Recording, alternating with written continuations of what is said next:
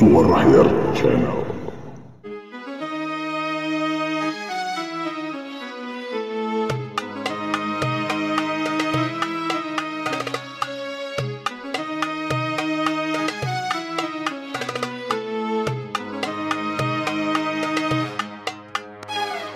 Assalamualaikum warahmatullahi wabarakatuh. Kembali bertemu dengan saya Ahyar M. Permana di Suara Ahyar.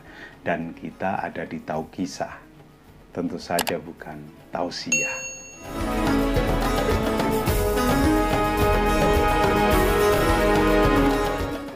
Untuk edisi hari ini saya masih ingin mengajak Anda untuk menyimak kisah ulama-ulama Nusantara. Banyak ulama di tanah air kita yang perilaku dan sikap hidupnya bisa menjadi teladan bagi kita semua. Salah satunya Haji Abdul Malik Karim Amrullah. Haji Abdul Malik Karim Amrullah atau lebih populer dengan sebutan Hamka, Buya Hamka, merupakan seorang ulama, ahli tafsir dan juga sastrawan pilih tanding. Meskipun belum pernah menjadi ketua umum pimpinan pusat Muhammadiyah, Buya Hamka merupakan orang penting di persyarikatan itu. Bahkan sejak tahun 1971 hingga akhir hayatnya, Hamka menjadi penasihat PP Muhammadiyah. Buya Hamka juga ketua umum pertama Majelis Ulama Indonesia ketika organisasi itu terbentuk pada tahun 1975. Dia juga penulis tafsir Al-Azhar yang diselesaikannya saat berada di penjara selama 2 tahun 7 bulan karena perbedaan sikap politik dengan pemerintah Orde Lama. Dalam bidang sastra, Hamka menulis cukup banyak novel. 2 di antaranya sangat terkenal dan saya yakin Anda tahu. Di Bawah Lindungan Ka'bah dan Tenggelamnya Kapal Van der Wijk.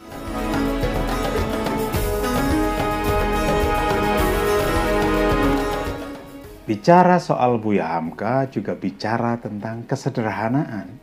Hamka ini meskipun penceramah, pembicara publik, mubalik, ketua umum MUI, penasihat di PP Muhammadiyah, tetapi hidupnya sangat-sangat sederhana. Dia menjalani hidup yang berat untuk menghidupi 7 anaknya. Kalau kebanyakan pria Minang memiliki bakat untuk berdagang atau berbisnis, Buya Hamka tidak termasuk yang memiliki warisan seperti itu. Dia juga bukan orang yang hidup dari makan gaji pemerintah. Saat memimpin Muhammadiyah di Sumatera Barat misalnya, Hamka sering keluar rumah untuk berdakwah, bahkan untuk berhari-hari. Memang tidak keliru ada pepatah yang mengatakan, selalu ada perempuan hebat di belakang laki-laki yang hebat. Itulah peran Siti Roham, istri seorang Buya Hamka. Siti Roham harus memastikan anak-anaknya bisa makan dan bisa sekolah. Untuk keperluan itu, tidak jarang Siti Roham harus menguras harta bendanya. Maka kalung, perhiasan, kain-kain bagus yang dibelinya semasa tinggal di Medan kadang-kadang harus dikeluarkan, harus dijual dengan di bawah harga untuk bisa memberi makan anak atau membayar uang sekolah. Kadangkala Siti Roham terlihat sedih ketika hendak mengeluarkan kain koleksinya untuk dijual ke pasar. Suatu ketika, Buya Hamka melihat itu dan dia tidak tega. Kemudian Hamka pun mengambil kain bugisnya untuk dijual ke pasar, tetapi Siti Roham mencegah. Kain angkuh haji jangan sampai dijual, biar kain saya saja.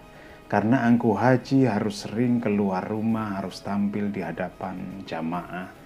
Jangan sampai angkuh haji terlihat sebagai orang miskin, kata Siti Roham. Pada saat seperti itulah peran sang istri Siti Roham sangat besar.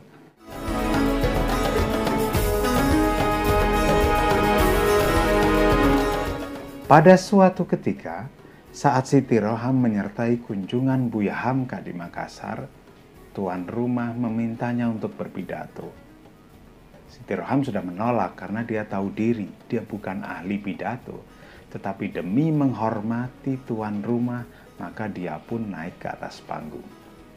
Pidatonya singkat saja, tetapi mengundang haru dan aplaus tepuk tangan hadirin.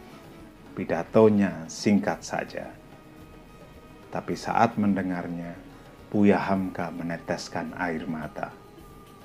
Apa isi pidato itu? Saya diminta berpidato, tapi saya tahu bapak-bapak dan ibu-ibu yang ada di sini semuanya memahami bahwa saya tidak bisa berpidato. Saya bukan ahli pidato seperti Buya Hamka.